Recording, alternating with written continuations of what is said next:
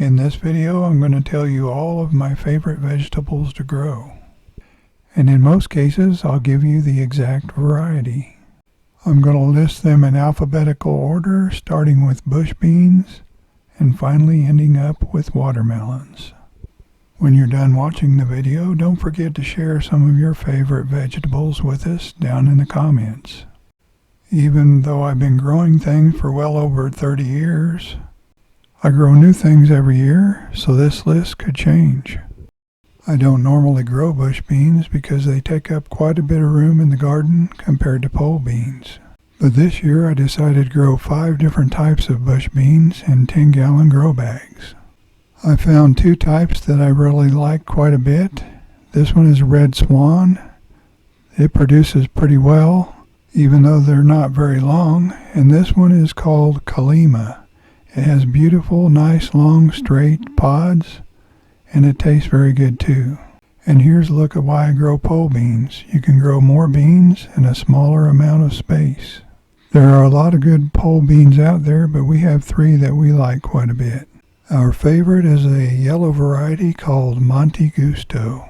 This variety was very productive for us, and it grows some beautiful beans, and we like the milder flavor of them. Another variety that was very productive for us is called Seychelles. They grow almost shiny looking, smaller type beans that taste very good. This was a smaller batch. The third variety that we like is called Cherokee Trail of Tears. It's a very old heirloom, and as you can see, it's pretty productive and grows nice looking beans. We've grown quite a few different carrots, and it's kind of hard to tell the difference unless you do a side-by-side comparison. We did that comparison, and there is a little bit of difference in the taste between the different varieties. Taking the taste into consideration and also the overall performance, a couple of varieties stood out. My favorite for taste was an orange variety called St. Valerie. It not only tasted better than the other varieties that I tried, but it also performed very well overall. Purple Dragon is another variety that has performed very well for us over the years, and has been a good dependable carrot, both in productivity and in taste. Both of those carrots are worth a try if you haven't tried them already, in my opinion.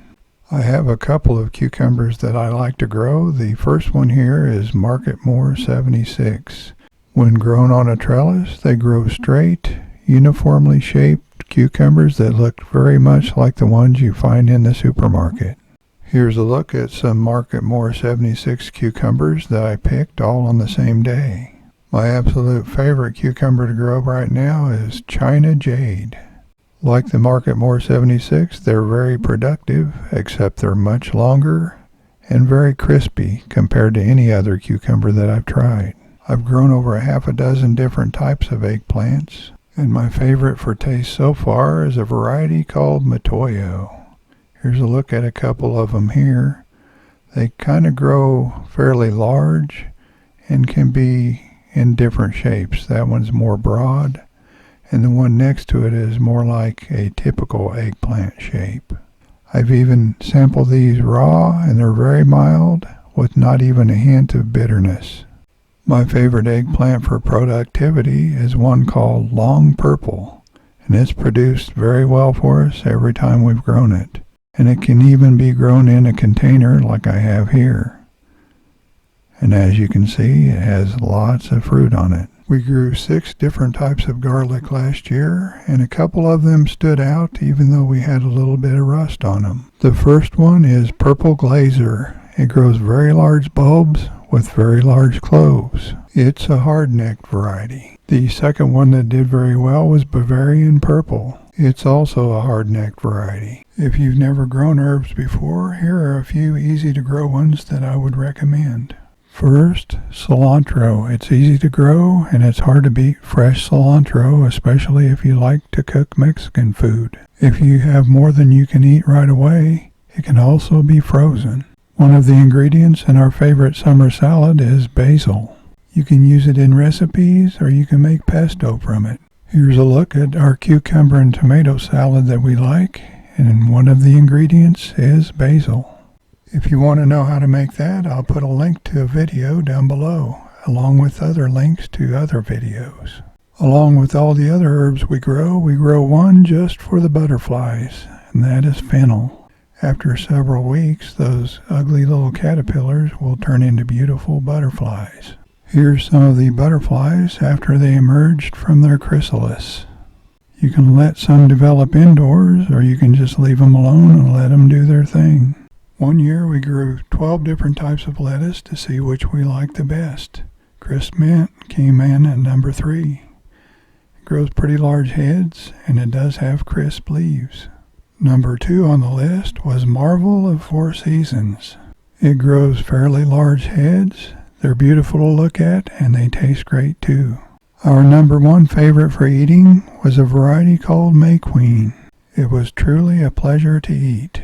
When it comes to melons, I like to grow small melons that I can grow on a trellis. That way they don't take up as much room, and they're easier to harvest. I'm not sure how to pronounce the Japanese word in this name, so I'll just put it up on the screen. As you saw, it did very well on the trellis and is very productive and tastes very mild. Another small melon that works great on a trellis is a variety called Haogen.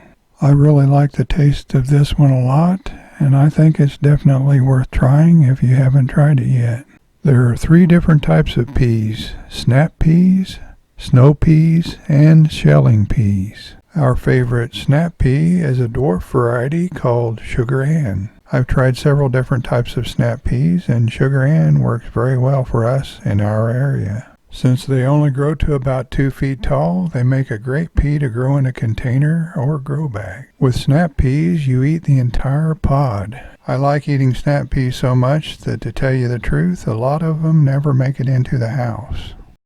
There are a couple of snow peas that I like. One variety is called Snowbird, and it's a dwarf. The other can grow over 6 feet tall with very large pods, and its name is Green Beauty. Finally, our favorite shelling pea is a variety called Lillian's Caseload. This variety is very productive and has worked great for us. Here's a look at some Jimmy Nardello sweet peppers on the plant. I've grown quite a few different sweet peppers, and so far Jimmy Nardello is the best tasting one that I've grown.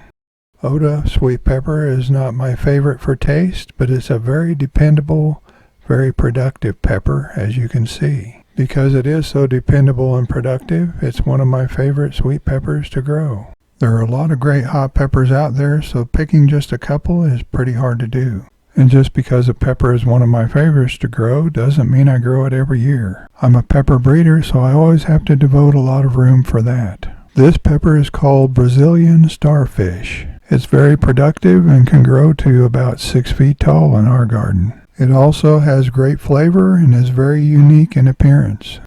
Sugar Rush Peach is a pepper that has an amazing sweet flavor before the heat hits.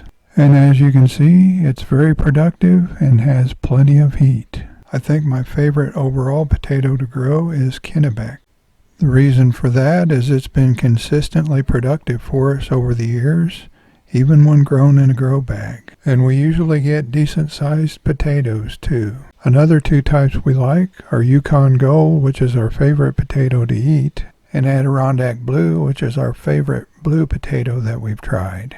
Our favorite type of squash to grow are zucchini and yellow crookneck. We can't grow those anymore around here because the squash vine borers are relentless. But some varieties of squash are resistant to vine borers, and this is one of them. It's called green striped cushaw. When we grew it, they weren't even fazed by squash vine borers. Another member of the squash family that is resistant to squash vine borers is the Dickinson pumpkin. They can grow from 10 to 40 pounds and are great for making pies and other baked goods.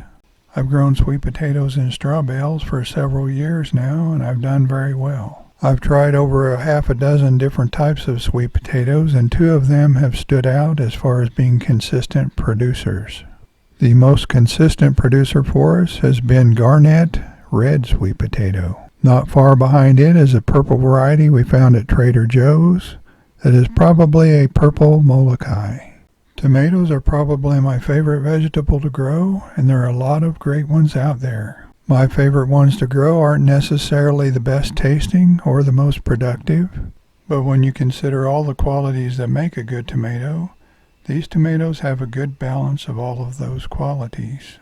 Number 1 on my list is Rosella Purple. It's a great tasting tomato, and even though I haven't done a comparison side by side, I'd put the taste right up there with a Black Krim or a Cherokee Purple. One reason it's one of my top 3 favorite tomatoes to grow is the fact that it's a dwarf.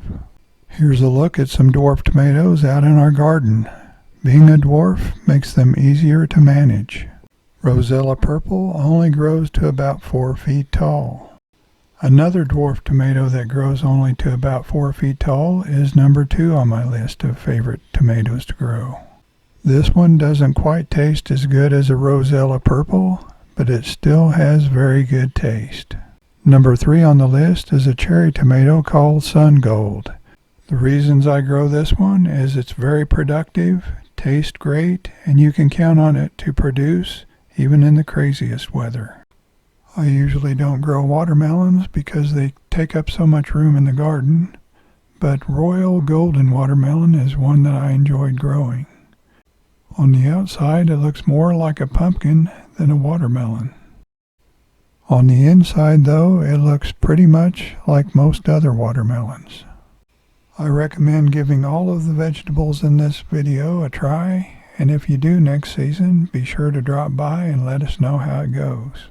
If you haven't subscribed yet, please subscribe, and don't forget to hit that like button.